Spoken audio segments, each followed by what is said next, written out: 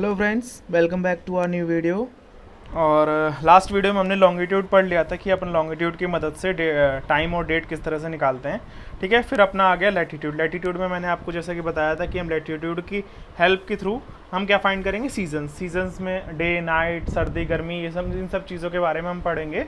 तो और ये कैसे निकालते हैं ये मैं आपको बताऊंगा, लेकिन उससे पहले मैं आपको इससे कुछ बात कर लेता हूँ कि जो भी इस चैनल पर नए हैं वो इस चैनल को सब्सक्राइब कर लीजिएगा। और जो एनडीए सीडीएस सीएपीएफ की तैयारी कर रहे हैं, डिफेंस की तैयारी कर रहे हैं, जिनको जनरल स्टडीज़ पढ़ना है वो इस चैनल को सब्सक्राइब कर लीजिए, लाइक कर लीजिए और अपने दोस्तों के साथ भी शेयर कर लीजिए, ताकि आपको यहाँ पर पॉलिटी, ज्योग्राफी, हिस्ट्री, इकोनॉमिक्स इन सब की सीरीज़ आपको मिल सके, जिससे आप अपने पेपर की तैयारी कर सकें। ठीक है, तो चलिए फिर आगे बढ़ते हैं कि किस तरह से अपन लैटिट्यूड के थ्रू सीजन्स वगैरह निकालेंगे। अब देखो, मैं स्टेप बाय स्टेप आपको बेसिक चीज़ें बताऊंगा। सबसे पहले आप स्ट्रक्चर डायग्राम, मैं आपको पूरा डायग्राम स्ट्रक्चर के थ्रू समझा रहा हूँ, ना कि किसी थ्योरी की तरह। ठीक है, थ्योरी की हेल्प से। तो आप यहाँ पर ये चीज़ समझिएगा कि सबसे पहले देखो आता है कि अपने ये अर्थ है। देखो मैंने ब्लू कलर में एक अर्थ रोटेट करी हुई है, ठीक है, ड्रॉ करी हुई है। एक है ये अपना सन। ठीक है, अब जब सन की रेज अपने अर्थ पे पड़ेंगी, पहली चीज़ ये अर्थ है, ठीक है, ये अर्थ है और ये अपना सन है। ठीक है, फिर दूसरी चीज़ अपनी क्या है कि जो अपनी अर्थ रोटेट हो रही है वो रोटेट होती है फ्रॉम वेस्ट टू ईस्ट। ठीक है, ये मैंने यहाँ पर मेंशन किया हुआ है। ठीक है, यहाँ पे मैं आपको इसको रब कर देता हूँ ताकि आपको जल्दी से चीज़ें मिल जाएं। ठीक है, अब यहाँ पर मैंने क्या बताया, अर्थ है ब्लू कलर में, सन है येलो कलर में। अर्थ और सन को मैंने ड्रॉ किया। फिर अपनी दूसरा कॉन्सेप्ट ये है कि अपना जो अर्थ रोटेट होती है वो वेस्ट टू ईस्ट होती है। अब यहाँ पर मैंने दो पॉइंट्स रखे हुए हैं, नंबर 1 और नंबर टू ग्रीन कलर में, नंबर 1 ब्लैक कलर में। ठीक है, सन रेज देखो नंबर 2 की तरफ रेज कर रहा है। ठीक है, ये ठीक है। तो सबसे पहले सन की जो रेज पड़ेंगी वो कहाँ पर पड़ेंगी, नंबर 2 पर, यानी कि इस ग्रीन वाले पोर्शन पे। ठीक है, तो इस ग्रीन वाले पोर्शन पर जब सन की रेस पड़ रही होंगी तो वहाँ पर क्या होगा, उस अर्थ के हिस्से पर क्या होगा, वहाँ पर होगा दिन। ठीक है, और इसके पीछे वाले हिस्से जो नंबर 1 मैंने ड्रॉप किया हुआ है, नंबर 1 यहाँ पर क्या होगी, रात। ठीक है, पहली चीज़ आप कॉन्सेप्ट समझ गए। अगर यही मान लो नंबर 1 जो पॉइंट है, ये नंबर 1 वेस्ट टू ईस्ट अगर रोटेट करेगा, नंबर 1 पॉइंट ये वाला पोर्शन नंबर 2 की जगह आएगा, तो नंबर 2 की जगह क्या हो जाएगा, मतलब ये जो नंबर 1 पे जहाँ पे रात थी वहाँ पर जब नंबर 2 की जगह पहुँचेगा तो वहाँ पर डे हो जाएगा और इधर फिर वापस से नाइट हो जाएगी। तो मैंने आपको एक चीज़ बताई, जब अर्थ रोटेट कर रही है, यानी कि जो रात और दिन होने का रीज़न रहता है उसके पीछे का रीज़न क्या रहेगा, रोटेशन। कि जो अर्थ रोटेट कर रही है, सन की रेस, सन वहीं पर है, अर्थ जो रोटेट कर रही है अपनी जगह पर, उसके पीछे का रीज़न है, डे और नाइट होने का रीज़न है रोटेशन, अर्थ का रोटेशन। ठीक है, तो ये चीज़ तो आप समझ गए, पहला कॉन्सेप्ट कि सन की रेज इधर पड़ रही है उधर दिन होगा, फिर वो अर्थ रोटेट होगी तो उसके पीछे के हिस्से में रात होगी, फिर पीछे वाला हिस्सा जब आगे की तरफ आएगा सन की रेज की तरफ, वहाँ दिन होगा। तो अर्थ जो अपनी जगह पर रोटेट कर रही है उसके पीछे जो दिन और रात होने का रीज़न है उसका है मतलब है रोटेशन। ठीक है, तो यहाँ पर मैंने लिखा है this diagram represent that due to rotation day and night going on, क्योंकि कई बार एग्जाम में पूछ लिया जाता है डे एंड नाइट होने के पीछे का रीज़न क्या होता है, रोटेशन और रिवोल्यूशन। तो रोटेशन, ठीक है, पहली चीज़ ये याद रखना कि दिन और रात होने के पीछे के कारण रोटेशन होता है। ठीक है, अब देखो दो तरह के अर्थ मूवमेंट होते हैं, एक होता है रोटेशन और रिवोल्यूशन। ठीक है, रोटेशन क्या होता है, रोटेशन होता है कि जो अपनी अर्थ है वो अपनी जगह पर ही राउंड कर रहे हो, अपनी जगह पर ही रोटेट कर रहे हो, उसको रोटेशन कहते हैं। ठीक है, जिसकी वजह से डे और नाइट होते हैं। रिवोल्यूशन क्या होता है, रिवोल्यूशन वो होता है जिसमें अर्थ सन के चारों ओर चक्कर लगाती है, सन के चारों ओर। समझना, रोटेशन में अर्थ अपनी जगह पर रोटेट करती है और रिवोल्यूशन में अर्थ सन के चारों ओर रोटेट करती है, यानी कि जो सन है उसके चारों ओर चक्कर लगाती है, उसको रिवोल्यूशन कहते हैं। और रोटेशन में क्या होता है, दिन और रात का पता चलता है। ठीक है, ड्यू टू रोटेशन अपने को दिन और रात होते हैं। ठीक है, अब आता है तीसरी चीज़ ये थी कि सबसे पहले मैं आपको ये स्ट्रक्चर इसलिए मैंने बनाया हुआ है। यहाँ पर देखो, आप ए और बी दो स्ट्रक्चर बनाए हैं। यहाँ पर कहा जाता है कि अपनी जो अर्थ है ना, आप कभी भी जैसे आपने किसी भी बड़े अधिकारी के ऑफिस में, कभी प्रिंसिपल के ऑफिस में, कभी कहीं पर देखा होगा कि जो एक अर्थ का प्लास्टिक का वो स्ट्रक्चर जो वहाँ पर खिलौना होता है, वो खिलौना टाइप रखा होता है अर्थ का, उसमें देखा होगा आपको इस तरह से ये इस तरह से अपना यहाँ पर स्ट्रक्चर ऐसे रखा होता है। ठीक है, तो आप ये देखना कभी भी अर्थ ना सीधी इस तरह से नहीं होती। ठीक है, हमेशा अर्थ तिरछी होगी। तो आप इसको कभी ध्यान से देखा होगा या फिर आपने देखा होगा या कुछ भी, तो वहाँ पर आप देखना कभी भी अर्थ सीधी नहीं होती, हमेशा अर्थ तिरछी होती है, टिल्ट होती है, टेढ़ी होती है, ठीक है। क्यों? क्योंकि कहा जाता है कि अपने जो पहले बहुत समय पहले जो अपनी अर्थ थी तो उसमें एक एस्ट्रॉइड टकराया था, जिसकी वजह से अपनी अर्थ तिरछी टेढ़ी हो गई थी, इसलिए अपनी अर्थ रोटेट जो टेढ़ी है, ठीक है। अब टेढ़ी है, इसके आगे उसके टेढ़ी होने के पीछे काफ़ी सारे रीजंस रहे हैं, मतलब एस्ट्रॉइड टकराया उसकी वजह से टेढ़ी हुई है। अब उस टेढ़ी से क्या क्या चीज़ें हुई हैं वो सारी चीज़ें मैं आपको आगे बताता हूँ। चौथा कॉन्सेप्ट ये है, मैं कुछ बेसिक्स इसलिए बता रहा हूँ कि इससे आपको सीजन्स का पता चलेगा, ठीक है। पहले मैंने आपको बताया कि दिन और रात होने के पीछे का कारण क्या है, अर्थ का रोटेशन, पहला कॉन्सेप्ट, ठीक है। दूसरा कॉन्सेप्ट मैंने आपको ये बताया कि दो तरह के रोटेशन होते हैं अर्थ के मूवमेंट में। अर्थ मूवमेंट दो तरह की होती है, रोटेशन और रिवोल्यूशन। रोटेशन वो होता है जो अर्थ अपनी जगह पर रोटेट करती है, रिवोल्यूशन वो होता है जो अर्थ सन के चारों ओर चक्कर लगाती है, दूसरा कॉन्सेप्ट। तीसरा कॉन्सेप्ट क्या है कि अपनी जो अर्थ है वो टिल्ट है, टेढ़ी है, ना कि सीधी। क्यों है? क्योंकि कहा जाता है कि अपना एस्ट्रॉइड अर्थ से कुछ टाइम बहुत सालों पहले टकराया था, जिसकी वजह से अपनी अर्थ टेढ़ी हो गई थी। और चौथा कॉन्सेप्ट क्या है, ये मैंने एक अर्थ बनाई हुई है, इसमें मैंने आपको देखो 3 लाइनें खींची हुई हैं। पहला यहाँ पर किया हुआ है कैंसर, एक सेकेंड गाइस, ठीक है। पहला पॉइंट मैंने यहाँ किया है कैंसर, दूसरा किया है इक्वेटर, तीसरा किया है कैप्रिकॉर्न, ठीक है। हैं ये तीनों लॉन्गिट्यूड्स, सॉरी लॉन्गिट्यूड्स क्यों, लैटिट्यूड्स, ठीक है। बट यहाँ पर इक्वेटर है, जहाँ फिर कैंसर है, कैप्रिकॉर्न, मतलब हम लैटिट्यूड से सीजन की फाइंड कर रहे हैं, तो ये लैटिट्यूड है। अब इक्वेटर क्या होता है? इक्वेटर वो होता है जो अर्थ को दो हिस्सों में इक्वली दो हिस्सों में डिवाइड करता है, ठीक है। तो इक्वेटर अर्थ को दो हिस्सों में डिवाइड कर रहा है, यानी कि ऊपर का पार्ट हो गया नॉर्थ हेमिस्फीयर और नीचे का पार्ट हो गया साउथ हेमिस्फीयर, ठीक है। तो 4 कॉन्सेप्ट हुए। अपना जो इंडिया है वो है नॉर्थ हेमिस्फीयर में, ठीक है, याद रखना। और वहाँ अपने जो इंडिया से लैटिट्यूड गुजर रही है वो है कैंसर, ठीक है। 4 कॉन्सेप्ट। अब 4 कॉन्सेप्ट के बाद मैं आपको समझाता हूँ कि सीजन्स कैसे फाइंड करते हैं।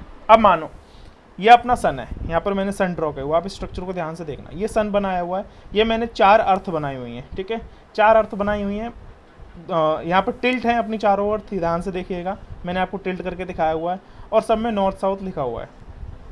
ऊपर वाले अर्थ को मैंने मार्च का महीना दिया, फिर इधर राइट में दिसंबर, फिर लेफ्ट में जून, और नीचे सितंबर, जून सितंबर दिसंबर और मार्च जून सितंबर और दिसंबर, ठीक है। चारों अर्थ अपनी टिल्ट है। अब ये क्या है कि सन जो अपनी जो अर्थ है, अर्थ क्या कर रही है, सन के चारों ओर चक्कर लगा रही है, यहाँ पर मैंने पॉइंट आउट किया हुआ है। अब जैसे कि अपना इंडिया है, इंडिया अपना कहाँ पड़ता है, कैंसर में पड़ता है, ठीक है, कैंसर में, यानी कि और आपको ये भी पता होगा कि अपने यहाँ इंडिया में सबसे ज़्यादा गर्मी कौन से महीने में पड़ती है, जून महीने में। अब जून महीने में सबसे ज़्यादा गर्मी क्यों पड़ती है? क्योंकि देखिए सनरेज है, अपनी अर्थ टिल्ट है, ठीक है। तो सबसे पहले जो सनरेज होंगी, सबसे ज़्यादा सनरेज कहाँ जाएंगी, कैंसर पे, ये देखो, ठीक है। कैप्रिकॉर्न पे आते आते उसको काफ़ी टाइम लग जाता है, इसलिए यहाँ पर सनरेज बहुत धीरे और बहुत कम पहुँच पाती हैं, ठीक है। तो सबसे ज़्यादा सनरेज कहाँ पर पहुँचती हैं, कैंसर पे, कैप्रिकॉर्न पे नहीं पहुँच पाती हैं।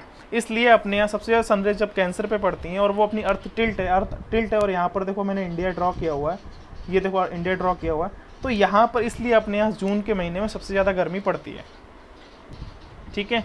उसके बाद अब देखो ऊपर कौन सा होगा, नॉर्दर्न हेमिस्फीयर, नीचे हो गया सदर्न हेमिस्फीयर। मतलब मैंने आपको पढ़ाया कि जो कैंसर पे सबसे ज़्यादा सनरेज पड़ेंगी, ठीक है, जो कि नॉर्दर्न हेमिस्फीयर में है, इसलिए यहाँ पर अपने जून के महीने में सबसे ज़्यादा गर्मी पड़ती है, मैंने यहाँ पर समर लिखा हुआ है, ठीक है। अब आता है कि दिसंबर, यहाँ पर दिसंबर में देखो अपनी अर्थ रोटेट है, टिल्ट है, ठीक है, यहाँ से ये रोटेट करते हुए यहाँ पर पहुँची अपोजिट साइड में दिसंबर में, ठीक है। तो यहाँ पर देखो मैंने ड्रॉ किया हुआ सन है, ये अपना सन से सबसे ज़्यादा दूर पड़ रहा है कैंसर, और सबसे पास पड़ रहा है कैप्रिकॉर्न।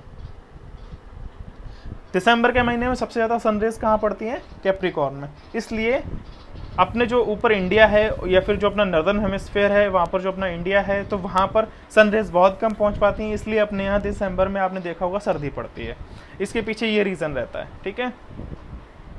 समझ गए आप कि मैंने आपको क्या समझाया? अब देखो मैंने यहाँ पर मार्च भी किया हुआ है, सितंबर भी किया हुआ है। अब यहाँ पर देखो लेफ्ट हैंड साइड जो अपना जून का महीना है, वहाँ पर आ रहा है कैंसर, दिसंबर के महीने में आ रहा है कैप्रिकॉर्न, ठीक है।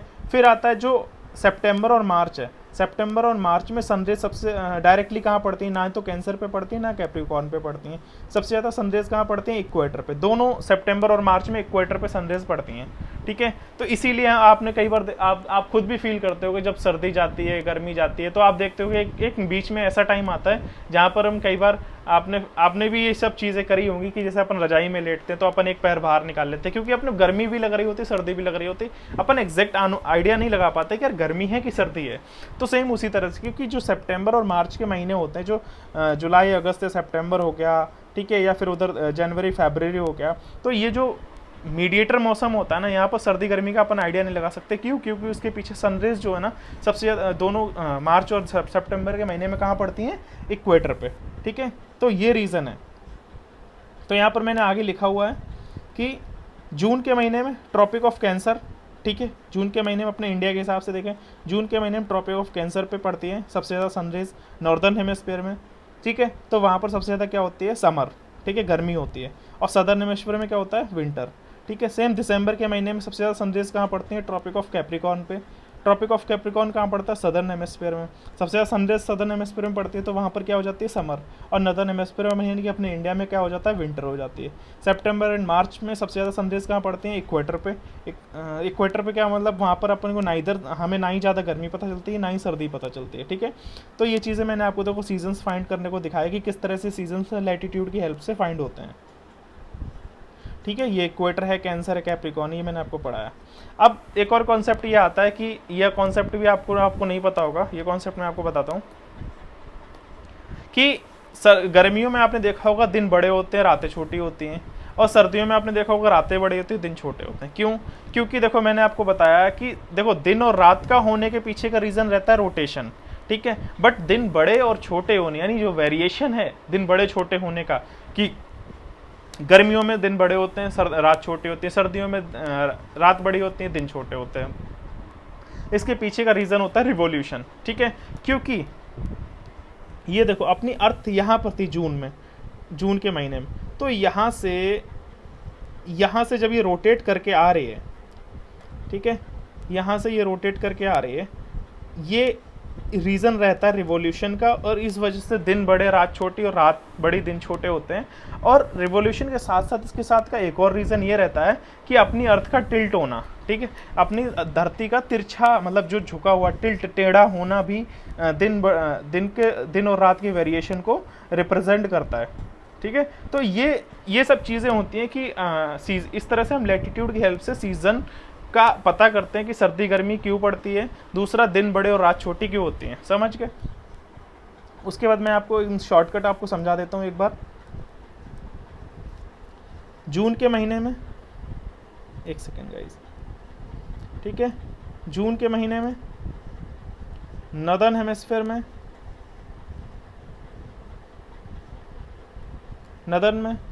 समर रहती है अपने इंडिया के अकॉर्डिंग, ठीक है, समर रहती है, और सदर्न में विंटर रहती है, ठीक है। दिसंबर के महीने में नॉर्दर्न में विंटर रहती है, और सदर्न में समर रहती है, ठीक है। डे और नाइट का होने के पीछे का रीज़न क्या है? रोटेशन।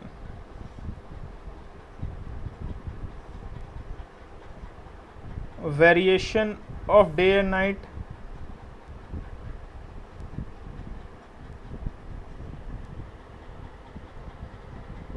रिवॉल्यूशन, ठीक है, ये चीज़ें रहती हैं।